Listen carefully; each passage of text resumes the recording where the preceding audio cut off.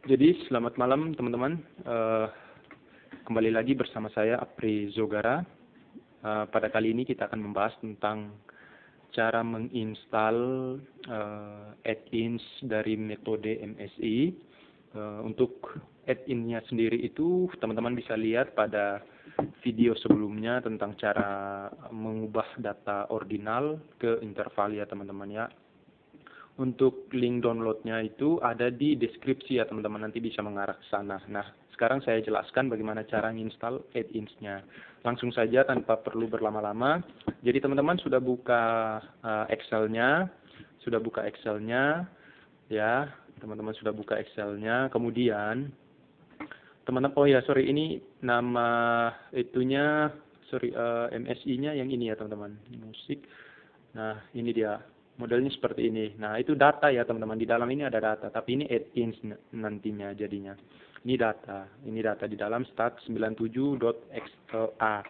Nah, cara nginstalnya itu setelah teman-teman download, masuk ke Excel, klik pada menu pojok atas ya.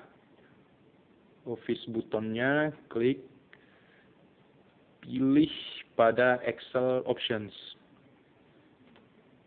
Nah, masuk pada menu add-ins.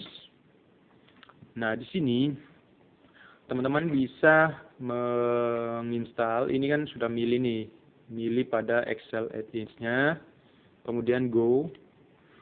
Nah, karena kemarin saya udah sempat menginstal, ya kan? Di sini ada start Excel-nya. Jadi kalau saya mau aktifinnya itu tinggal pilih ini ya. Tapi di sini saya mau menjelaskan cara untuk menginstal add-in-nya.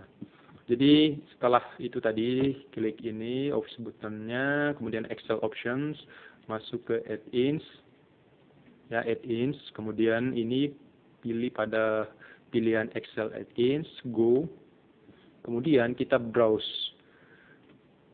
Nah, kita pilih lokasi penyimpanan daripada add-ins-nya tadi, di mana kita nyimpan setelah download, kita nyimpannya di mana gitu ya.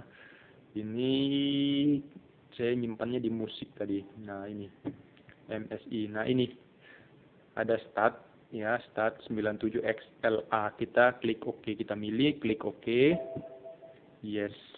Karena ini saya udah nginstal tadi ya, nginstal sebelumnya, jadi diminta untuk ibaratnya replace-nya gitu ya. Setelah itu kita centang ya, kalau memang setelah kita masukin belum tercentang, kita centang, kemudian kita pilih OK. Nah, setelah itu kita masuk ke menu add-ins. Di sini sudah ada menu statistiknya. Oke, ini successive intervalnya teman-teman. Jadi nanti untuk video metode transformasi data dari ordinal ke interval itu nanti saya sisipkan linknya di deskripsi video ini ya teman-teman. Oke, kira-kira hanya itu saja. Selamat mencoba dan selamat untuk mengolah data transformasi dari data ordinal ke interval. Oke, sekian dulu. Terima kasih.